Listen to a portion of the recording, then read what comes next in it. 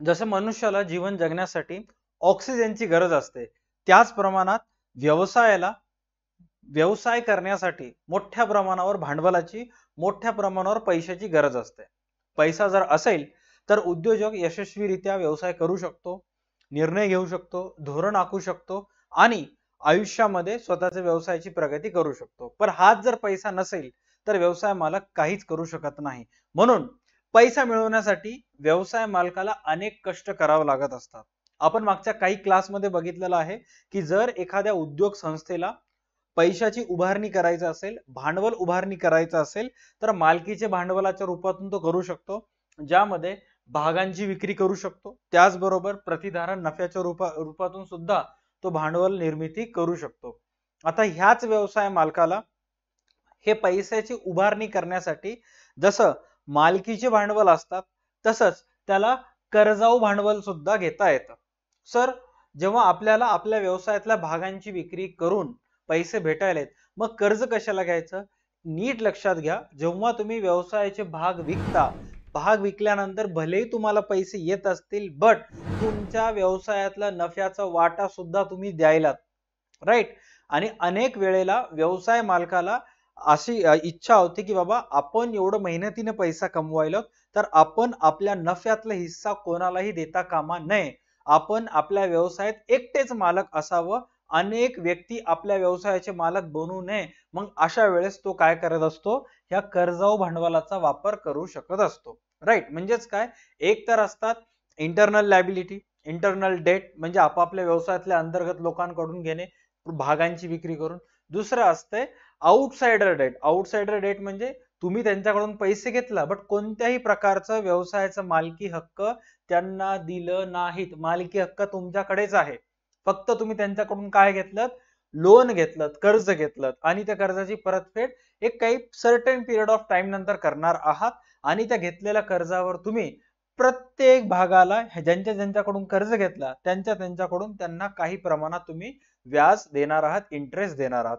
आता हे अशा प्रकारचे कर्ज तुम्ही कोणाकोणाकडून घेऊ शकता?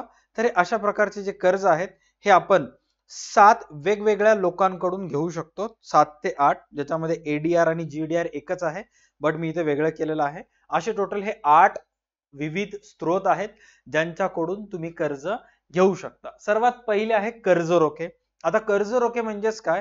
हे बघा, तुमच्या पुस्तकीतलं सध्या सिच्युएशन मध्ये आपण मागच्या क्लासमध्ये डिस्कस केलं अग्रहक्क भागांचे प्रकार, त्याचबरोबर संचय मिळकत आणि संचय मिळकत निश्चित करणारे घटक डिस्कस केलं, बरोबर. आजपासून आपल्याला स्टार्ट करायचं आहे कर्जाऊ भांडवलाचे स्त्रोत. ओके, हे असे हे 8 जे घटक आहेत हे आपल्याला डिस्कस करायला चालू करायचे आहेत. बट एकाच वेळेला ह्या 8च्या 8 घटकांबद्दल मी तुम्हाला थोडक्यात ह्या व्हिडिओमध्ये माहिती सांगेन की एक्झॅक्ट आपण काय अभ्यास करणार आहोत, जेणेकरून येणारे जे 5-6 व्हिडिओज असतील, येणारे जे 5-6 लेक्चर्स आपले असतील ते तुम्हाला समजण्यास सोपे जातील. आणि येणारे 6-7 व्हिडिओज ह्याच सर्व टॉपिकवर असणार आहेत. ओके, जर तुम्हाला व्यवस्थित समजून घ्यायचं असेल तर डेली हे 5-6 टॉपिक व्हिडिओच्या अगोदर एक अर्धा एक घंटा अगोदर फक्त वाचत चला. सपोज उद्या जर आपण कर्ज रोखे शिकणार आहोत तर एक वेळेस कर्ज रोखे व्हिडिओ चालू होण्याच्या अगोदर वाचून घ्यायचं, जेणेकरून सर्व गोष्टी क्लिअर होतील. ओके, आता काही वेळेला आपण आपल्या कंपनीचे भागांची विक्री करतो. भागांची विक्री केल्याबरोबर आपण आपल्या कंपनीचा मालकी हक्क सुद्धा त्या भागधारकांना द्यायलो, त्यांना मतदानाचा अधिकार द्यायलो, त्यांना लाभांश द्यायलो, बरोबर आहे. त्यांना विविध गोष्टीचा अधिकार, कंपनीच्या मीटिंग मध्ये सहभागी होण्याचा अधिकार, संचालक मंडळाचं कोणाची नियुक्ती करावी याचा सगळे अधिकार द्यायलो. मग त्यांच्याकडून आपल्याला पैसे आहेत. बट जेव्हा व्यवसायाला अशा प्रकारचे अधिकार कोणाला द्यायचे नसतात, हे सगळे अधिकार व्यवसायाजवळ ठेवायचे असतात, बट व्यवसायाला पैसे पाहिजे असते, तर अशा वेळेस व्यवसाय काय करते? व्यवसायाचे कर्ज रोखे, डिबेंचर होल्डर्स कर्ज रोख्यांची विक्री करते. काहीच नाही, एक साधं सिंपल पान असतं, त्याच्यावर लिहिलेलं असतं की आम्ही ह्या व्यक्तीकडून एवढा रुपयाचं कर्ज घेतलेलं आहे आणि हा त्याचा प्रूफ, दॅट्स इट. आता ह्या कर्ज रोखे ज्यांना विकलं त्यांना काय? त्यांना अगोदरच सांगण्यात येते की बाबा 5 वर्षासाठी आम्ही तुमच्याकडून पैसे घ्यायलो, 5 वर्षानंतर हे पैसे तुम्हाला परत मिळतील. कर्ज रोखे ज्यांच्याकडून पैसे घ्यायलो त्यांना अगोदरच सांगण्यात येते की बाबा आम्ही तुमच्याकडून 5 वर्षासाठी पैसे घ्यायलो, हे पैसे तुम्हाला 5 वर्षानंतर मिळतील. आता तो व्यक्ती म्हणेल मग मला काय फायदा, दरवर्षी आम्ही तुम्हाला काही ना काही याच्यावर या कर्ज रोख्यावर व्याज देऊ, तुम्हाला ह्याचा परतावा देऊ, डिबेंचरवर इंटरेस्ट देऊ, तुम्ही काळजी करू नका. राईट. आता सर जर आपण हेच पैसे आपण भागधारकांना विकले तर काय, भागधारकांना जर तुम्ही विकलं तर कंपनीचा मालकी हक्क त्यांच्याकडे गेला, त्यांना लाभांश देत बसावं लागतंय, त्यांना विविध गोष्टीवर मतदानाचा अधिकार द्यावा लागतोय. बट कर्ज रोख्याला लाभांश नाही, मतदानाचा अधिकार नाही, कंपनीच्या संचालक मंडळाच्या नियुक्ती प्रक्रियेत सहभागी होण्याचा अधिकार नाही, असा कोणताच अधिकार कर्ज रोख्यांना दिल्या जात नाही. थोडं फरक कळाला. मी जस्ट ओव्हरऑल माहिती सांगायलो वरून, बाकी सर्व गोष्टी आपण जेव्हा उद्यापासून कर्ज रोखे हा टॉपिक डिस्कस करायला स्टार्ट करणार आहोत त्याच्यामध्ये बघणार आहोत. ओके. डिबेअर म्हणजेच काय, ह्या शब्दाची उत्पत्ती कुठून झाली काय नाही नेक्स्ट क्लासमध्ये. आता फक्त तुम्ही ओव्हरऑल जस्ट एक ईगल आय व्ह्यू न समजून घ्या. ओके. नेक्स्ट आहे ठेवी. आता बघा, जर तुम्हाला तुमच्या व्यवसायाचे कर्ज रोखे विकायचे नसेल किंवा कर्ज रोखे पाहिजे नसतील तर मग दुसरं सोर्स काय आहे, दुसरं सोर्स आहे सर्वसामान्य भारतीय जनता. राईट. तुम्ही सर्वसामान्य लोकांकडून ठेवीच्या स्वरूपात पैसे घेऊ शकता. आता तुम्ही सर्वसामान्य लोकांना सांगू शकता की बाबा तुमच्याजवळ जर 1 लाख रुपये असतील, 2 लाख रुपये असतील, हेच पैसे तुम्ही जर भारतातल्या एखाद्या बँकेत टाकलात तर बँक तुम्हाला 5% व्याज देते, आम्ही तुम्हाला काय करू 7% व्याज देऊ. कंपनी काय करते, थोडस लालच देते. राईट. आणि मग 2% व्याज आपल्याला एक्स्ट्रा भेटायला, त्यामुळे लोक काय करतात, त्यांच्या जवळचे पैसे बँकेला देण्याऐवजी कंपनीला देतात. सर बँकेमध्ये जर पैसे ठेवला आपण तर आपलं अकाउंट असते तिथं बँकेकडून पैसे यायची गॅरंटी असते. सर कंपनी काय देते मग आपल्याला, प्रूफ काहीतरी देईल ना, तर कंपनी काय करते आपल्याला डिपॉझिट रिसिट किंवा ठेव पावती देते. आपण जर कंपनीला पैसे दिलेत तर कंपनी आपल्याला त्याच्यावर ठेव पावती देते. आता हे जे पैसे आहेत हे मिनिमम तुम्ही सर्वसामान्य लोकांकडून 6 महिन्यासाठी घेऊ शकता किंवा जास्तीत जास्त 36 महिन्यासाठी घेऊ शकता.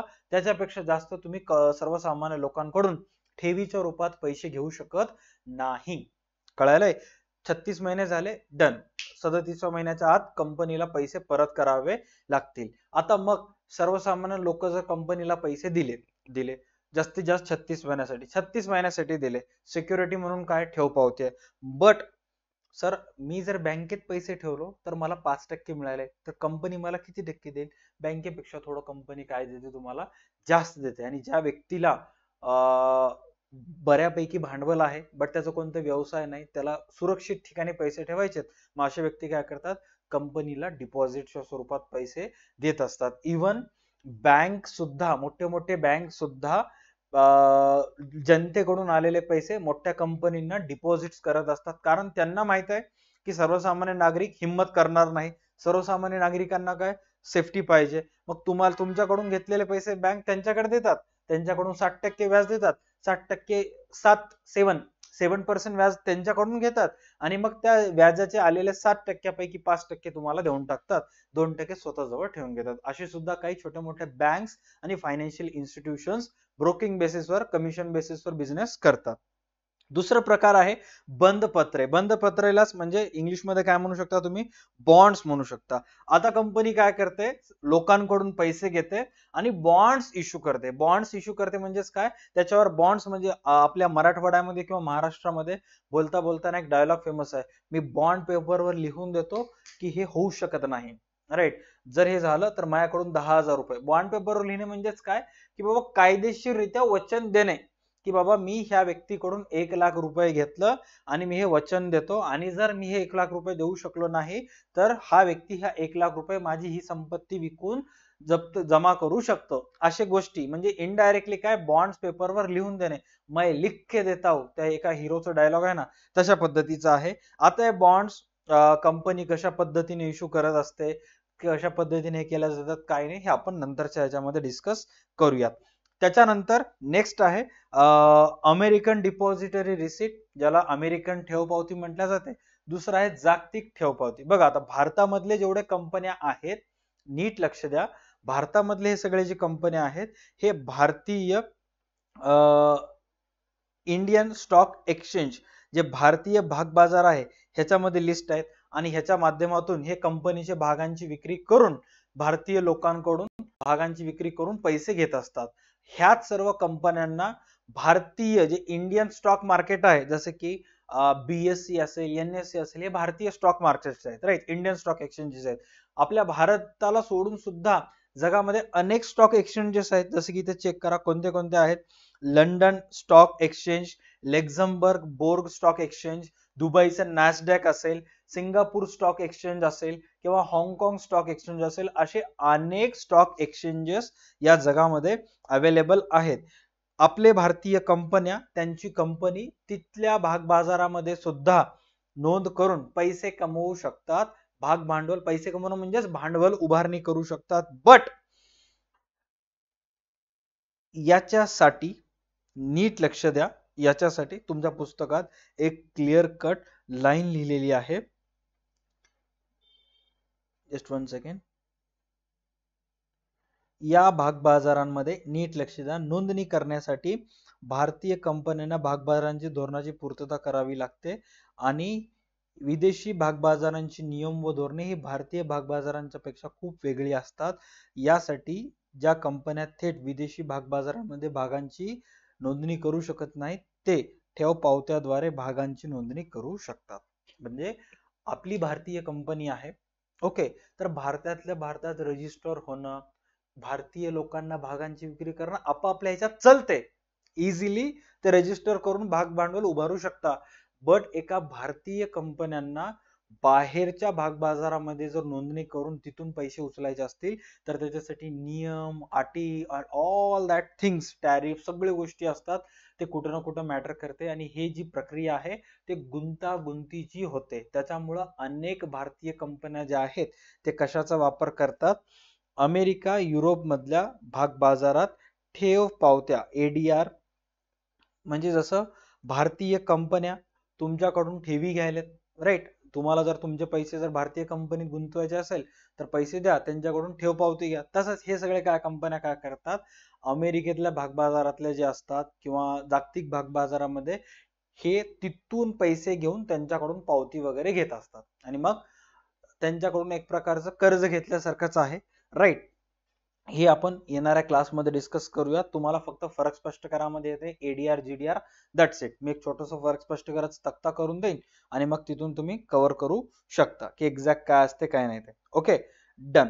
त्याच्यानंतर व्यावसायिक बँका, बघा टोटल आपले 5 झाले, कर्ज रोखे, डिपॉझिट्स, बॉन्ड्स, अमेरिकन ठेव पावती, जागतिक ठेव पावती. त्याच्यानंतर आहे व्यावसायिक बँक. आता व्यावसायिक बँक म्हणजेच काय, भारतामध्ये SBI बँक असेल, ICICI बँक्स असतील किंवा ऍक्सिस बँक असेल, खूप सारे बँक्स, बँक ऑफ बरोडा असेल, हे सगळे भारतातले व्यावसायिक बँक आहेत. आता कर्ज हा फक्त आणि फक्त मोठ्याच व्यवसायाला लागतो असं काही नाही. ग्रामीण भागातल्या, जिल्हा लेवलला, तालुका स्तरीय अनेक व्यावसायिक असतात ज्यांना कर्ज लागत असतं, राईट. मग अशा वेळेस ते काय करतात, स्थानिक बँकर जे असतात, व्यावसायिक बँका, यांच्याकडून अल्प मुदतीचे, दीर्घ मुदतीचे लोन घेत असतात. त्यांच्या थ्रू सुद्धा त्यांना पैसे येत असतात. आता हे कोणते कोणते बँका आहेत बघा. अल्प मुदतीचे व दीर्घ मुदतीच्या गरजांसाठी व्यावसायिक बँका अनेक संस्थांना वित्त पुरवठा करत असतात, राईट. हे आपले सांगण्यात आलेले आहेत. त्याच्यानंतर नेक्स्ट सांगण्यात आलेलं आहे की आपल्याला हे सर्व बँक्स आहेत, अधिविकर्ष, रोख रोख कर्जे, सूट देऊन हुंडी वाटून, हे आपण येणाऱ्या क्लासमध्ये डिस्कस करणार आहोत. असं नाही की सर हे तुम्ही संपून टाकलेलं का, नाही भाई, मी जस्ट तुम्हाला ओव्हरव्ह्यू झालो की आपण कोणाकोणाकडून पैसे घेऊ शकता, म्हणजे एक्झॅक्ट तुम्हाला एक थोडंफार आयडिया तरी येईल. ओके, बघा आपण जर लोकांकडून पैसे घेतला, त्यांना काही लाभांश देणार नाही, त्यांना मतदानाचा अधिकार देणार नाही, त्यांना कोणती मालकी हक्क देणार नाही, त्यांच्याकडून ठराविक कालावधीसाठी पैसे घेणार आणि कालावधी झाल्यानंतर पैसे देऊन टाकणार आणि दरवर्षी निश्चित दरानं त्यांना व्याज देणार. कंपनीला फायदा होते किंवा नुकसान होते, त्यांना व्याज देणार. तर अशांना काय म्हणतात, डिबेंचर होल्डर किंवा कर्ज रोखे. सर्वसामान्य जनतेकडून कमीत कमी 6, जास्तीत जास्त 36 महिन्यासाठी पैसे घेणे आणि त्यांना पावती देणे, ठेव पावती देणे आणि ठराविक काळानंतर त्यांना त्या ठेवीवर व्याज देत राहणे, त्याला काय म्हणतात, ठेवी. कंपनीच्या स्वतःची संपत्ती वगैरे तारण ठेवून लोकांकडून पैसे घेणे आणि बॉन्ड पत्र, बंधपत्र लिहून देणे, त्याला काय म्हणतात, बंधपत्रे किंवा बॉन्ड्स, आंतरराष्ट्रीय भागबाजारामध्ये पावत्या देऊन तिथून पैसे घेणे, अमेरिकन ठेव पावती, जागतिक ठेव पावती. भारतातले ऍक्सिस बँक असतील, SBI बँक असेल, या सर्व बँकांकडून अल्प मुदतीसाठी दीर्घ मुदतीसाठी कर्ज घेणे, व्यावसायिक बँका. त्याच्यानंतर अपार्ट फ्रॉम दॅट काही वित्तीय संस्थांची कर्ज असतात. भारतामध्ये औद्योगिक क्रांती झाली होती. औद्योगिक क्रांतीच्या वेळेस जेव्हा मोठे मोठे कंपन्या बाजारपेठेत येऊन अनेक वस्तूंची निर्मिती करू लागले, तेव्हा ह्या सर्व कंपन्यांना पैशांची गरज भासू लागली. म्हणून 1948च्या काळात औद्योगिक धोरण राबविण्यात आलं. त्याच्यामध्ये ग्रामीण भागातल्या उद्योगाला चालना देण्यासाठी, शहरी भागातल्या उद्योगाला चालना देण्यासाठी मोठ्या प्रमाणावर वित्तीय संस्थांची निर्मिती करण्यात आली आणि हे सर्व संस्था ग्रामीण भागातल्या उद्योजकांना पैसे देत असत, शहरी भागातल्या उद्योजकांना पैसे देत असत की बाबा हे घ्या पैसे, व्यवसाय करा, व्यवसाय केल्यामुळे रोजगार निर्मिती होईल, लोकांजवळ पैसा येईल, देशांची प्रगती होऊन देशाचा कुठं ना कुठं आर्थिक विकास होईल. आणि मग हे सगळे गोष्टी लोकांना पैसे देणे, त्यांच्याकडून हे घेणे, या सगळ्यांसाठी वित्तीय संस्था उभारण्यात आल्या, ज्याच्यामध्ये विकास प्रणित बँका, ज्याच्यामध्ये हे 4 बँक्स होते, 4 ते 5 बँक्स. वित्तीय संस्थांमध्ये 3 संस्थान होते. गुंतवणूक प्रणित संस्थांमध्ये LIC असेल, युनिट ट्रस्ट ऑफ इंडिया असेल, GIC असेल, यांचा समावेश झाला. आणि राज्यस्तरीय संस्थांमध्ये SFC आणि SIDC यांचा समाविष्ट करण्यात आला. हे तुम्हाला ऑब्जेक्टिव्ह मध्ये याच्यावर एखादा एक प्रश्न येतो, ह्याला व्यवस्थित एक वेळेस पाठ करून ठेवून टाकूयात आपण. ओके. त्याच्यानंतर सर्वात महत्वाचं व्यापारी कर्जे. व्यापारी कर्ज म्हणजेच काय? Trade credit. एक व्यापारी दुसऱ्या व्यापाऱ्याला, जसं की बघा, हा कंपनीतून जेव्हा वस्तूची निर्मिती होते, उत्पादन, कंपनी काय करते, वस्तूचं उत्पादन केल्यानंतर ती कंपनी ती वस्तू विकते कोणाला? घाऊक व्यापाऱ्याला. घाऊक व्यापारी म्हणजे मोठा व्यापारी जो एकदाच मोठ्या प्रमाणावर वस्तू घेत असतो. घाऊक व्यापारी काय करतो? अनेक छोट्या मोठ्या किरकोळ व्यापाऱ्यांना, किरकोळ व्यापारी म्हणजेच कोण? रिटेलरला वस्तू विकत असतो. आणि मग हा जो किरकोळ व्यापारी आहे ती वस्तू कोणाला विकत असतो? ग्राहकाला विकत असतो. राईट. आता कंपनीकडून वस्तू कोणाला आले? घाऊक व्यापाऱ्याला. आता ह्या वस्तूची विक्री कधी होईल? जेव्हा घाऊक व्यापारी ह्या वस्तू कोणाला विकेल? किरकोळ व्यापाऱ्याला. किरकोळ व्यापाऱ्याजवळ पैसे कधी येतील? जेव्हा ते वस्तू कोणाकडे जातील? ग्राहकाकडे. हे सर्व गोष्टी होण्यासाठी टाइम लागतात. मग कंपनी काय करते? उधारीवर वस्तू घाऊक व्यापाऱ्याला विकते आणि म्हणते की समोर विक, तो विकल्यानंतर पैसे मला आणून दे. घाऊक व्यापारी कोणाला विकते? किरकोळ व्यापाऱ्याला, सांगते की बाबा समोर विक, विकल्यानंतर पैसे मला आणून दे.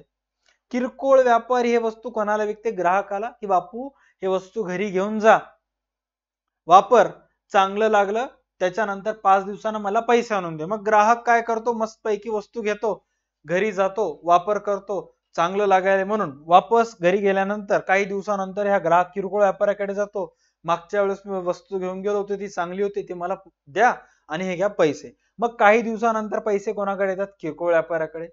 मग किरकोळ व्यापाऱ्याकडे आल्यानंतर किरकोळ व्यापारी पैसे कोणाला टाकतो? घाऊक व्यापाऱ्याला.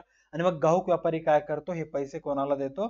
कंपनीला देतो. म्हणजे तुम्हाला जर वस्तूची विक्री करायचा असेल तर अगोदर तुम्हाला उधारीवरती विकावं लागतं.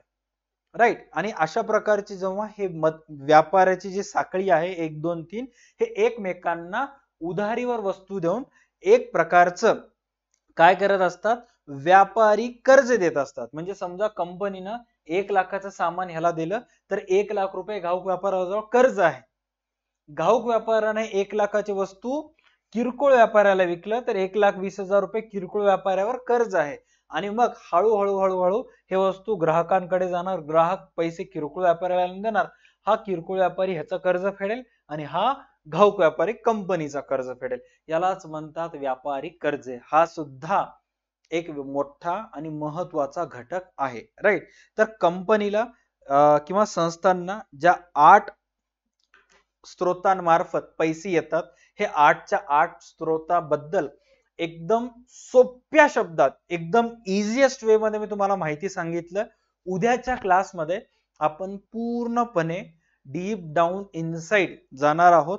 कर्ज रोखे हा महत्वाचा टॉपिक आहे. हा टॉपिक 3 ते 4 व्हिडिओ चालेल, कारण कर्ज रोख्यांचे प्रकार आहेत, राईट. त्याच्यानंतर त्याचे काही महत्वाचे टॉपिक्स आपल्याला त्याच्याशी रिलेटेड डिस्कस करायचे का? कारण भाई ते एक्झामला येणारा सर्वात महत्वाचा प्रश्न आहे.